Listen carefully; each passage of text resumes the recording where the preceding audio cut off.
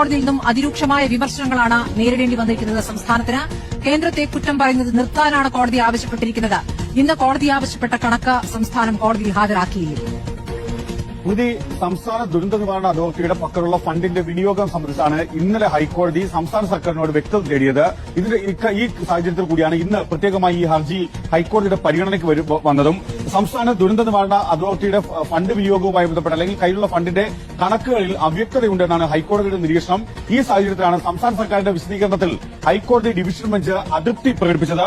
അതൊരു കടുത്ത രീതിയിലുള്ള അതൃപ്തിയാണ് പ്രകടിപ്പിക്കുന്നതും ആരെയാണ് വിഡ്ഢികളാക്കാൻ നോക്കുന്നതെന്നായിരുന്നു സംസ്ഥാന സർക്കാരിനോടും സംസ്ഥാന ദുരന്ത നിവാരണ അതോറിറ്റിയോടും ഹൈക്കോടതിയുടെ ഡിവിഷൻ ബെഞ്ച് ചോദിച്ചത്. ഫണ്ടിൽ ബാക്കിയുള്ള 677 കോടി രൂപയിൽ അടിയന്തര ആവശ്യത്തിന് എത്ര രൂപ ചെലവഴിക്കാനാകുമെന്ന് സംസ്ഥാന സർക്കാരിനോട് ഹൈക്കോടതി ചോദിച്ചു. അക്കാര്യത്തിൽ സർക്കാരിന്റെ ധാരണയില്ല എന്നും ഹൈക്കോടതി വിമർശിച്ചു.